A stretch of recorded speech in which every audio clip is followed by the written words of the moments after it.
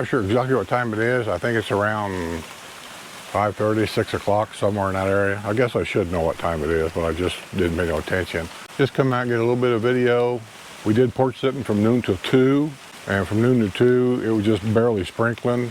Here it is around, say, 5:30, and it's raining pretty good. A while ago, the wind was getting a little gusty. I'm gonna walk out into the rain right now. You can always tell when you're starting to get a lot of rain because in between the houses, these are drainage ditches that run between the houses here. And if you look, you can see the water filling them up. Oops, can you see? Whew, man, I'm about ready to sink. See them? Water here. Yeah. And that's what it's designed to do. This is nothing happening here, you know. The water does collect in between the houses. And I've heard people complain about it, but that's what it's supposed to do. The water runs right down through here and goes right out on the street. Let me go back here in the back. And when it gets like this, the ground gets soft. It's just wet and it's sandy, so it gets soft. As you can see the water collecting back here, it'll all come over to this ditch and then run down there. Ooh, man. Whew. I really shouldn't be walking in here because I'm just gonna end up leaving prints in the grass. And the other thing that I want to point out for people that maybe never thought about them, I didn't either when I did it, but I did it, and that's all there is to it. Florida people will generally recommend to put rock in your flower beds for mulch. It's expensive down here, real expensive. For me to put the mulch just right here in this front part of my house at the time was $6,000. Today, I don't even know. So we ended up going to Lowe's and bought the tree bark and put it in because I could do that myself. And it was a lot less expensive. Here's the problem with that with a lot of rain down here. Water will collect in these flower beds. Wood floats. It washes during a hurricane. There'll be, well, newspaper, guys, pick it up. It'll wash a lot of that stuff out. And, you know, we end up putting it back in. But during a hurricane where we get tons of water, it's not unusual for, I don't even know how much, but I'll see that stuff down the street in the gutters and I go out and sweep it up. Just food for thought for you to think about. I'm just trying to tell you some of the things that we did that worked out well for us and some of the things that we did that really hasn't worked out all that well. And putting in tree bark is one of them. Is it crazy? Not crazy, but I'm just telling you what happens. You're going to get a hurricane here. You're going to get a lot of tropical storms here. You're going to get a lot of rain. That's a fact. And that stuff will get washed out depending on how your flower beds are constructed. They generally will collect a lot of water and then it washes a lot of it out. All right.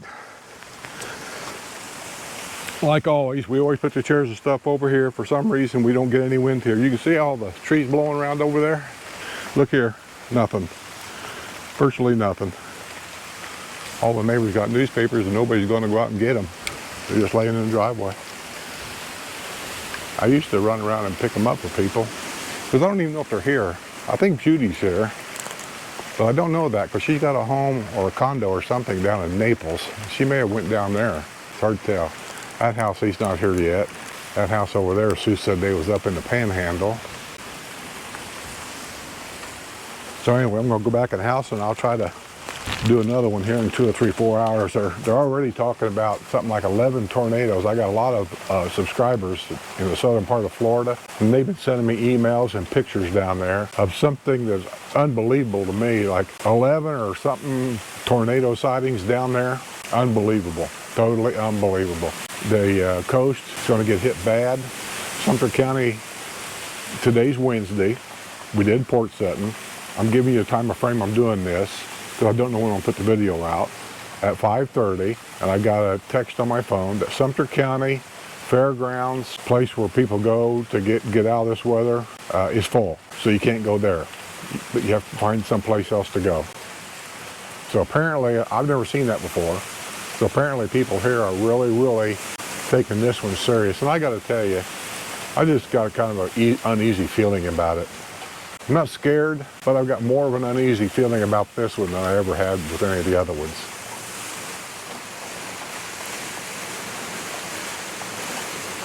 You know, actually when the wind blows these palm trees, it's kind of pretty, ain't it? I gotta trim that palm tree a little bit. This palm tree, the seeds, I didn't get them off. There's a frond there that's dying. Gotta trim the bottom 2 or 3 of them off. I don't know if you can hear anything outside or not, but look at that. We got everything piled in here.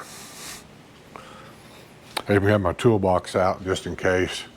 All the stuff from everywhere, it's all piled in here.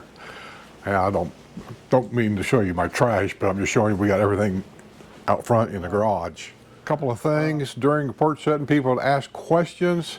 Here's 2 of the main things that I use a lot when we have power outages, but I also use, I got them for the camper, for the RV, but they work great at the house. This is the Blue Yeti I got. As you can see, we got 410 plug-ins here, cigarette lighter plug there. That can be used to, you can plug anything in there with a cigarette lighter. You can use it to charge it. But really, that's the charging cord that plugs in here. I've got, as you can see, it's a 100% already charged. Here's your output, here's your input, USBs, all that stuff. Lay your phone up here if you want to charge it up here. This lasts a long time. This will operate my coffee pot. This will operate deep fryers. This will run a microwave, believe that or not. It runs almost everything you want to run, and it'll last for a long time. And this one here is a really nice size. It's not too heavy to pick up and carry around. It's good. Now, if we have a complete power outage, and I start losing power here, there's a couple of things you can do. One is I use this. This is a 3,500 watt inverter generator. This will charge this back up. Absolutely no problem. Or I can just plug things into it. It's got 110 plugs. Here's a 30 amp plug that I use for my RV. I've had that plugged in my RV, and it runs my 1,500 watt air conditioner, microwave, TVs, plug outlets, lights, everything. That will run the whole thing, whole shebang right there. You just keep gas in it. That's the only issue with it. You have to have gas around to keep gas in it. Gas lasts a long time. I can't tell you how long, depending on how much stuff you got plugged into it, is how long the gas will last. I can use that to charge this, or if you don't have one of these, but you do have one of these and your power outage is lasting longer than you thought, like in Indiana when you have an ice storm, you can charge this with your car.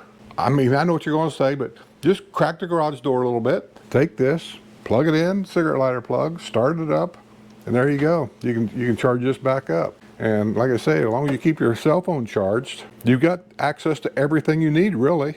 I mean, really, you really do. Everything you need is in that phone. And this one thing here will charge laptops, phones. I could charge my phone on this thing for a period of month. One charge on that will charge my phone many, many times for probably a month before I'd have to worry about charging it again. Get one. It's just a little thing to have around. You can buy them cheaper. You can buy off brands cheaper, you know, I just get a brand name. That way you don't have to worry about it. So anyway, that's just a couple little things I was just showing you around here. Other than that, I got my stuff in here. Coke, whiskey, tea, honey buns, beer. That's my stuff. Just being a little smart ass. Look at that, what a mess that is. Good Lord. Oh well, at least it's all in here. And the reason why you want to bring all your stuff in is because it becomes projectiles in 100-mile-an-hour winds. And this stuff can fly around everywhere. And I would feel really bad if some of my stuff ended up hitting somebody in the head or went through somebody's picture window and caused thousands of dollars of damage because I didn't bring it in. Just something to think about. There's so many people that just doesn't pay attention. Now my neighborhood, I can only tell you, the neighbors I've got around me, they're very good about it. I looked out there before the wind really started up, right after we did porch setting, I went outside. There was nothing left out. People got their stuff in. Now there might have been a little bit of yard art left in flower beds, and I wouldn't bet there's very much of that out there. That'd be the only thing, you know, and there's controversy about that. So anyway, just so I give you a little bit of look-see at how it looks.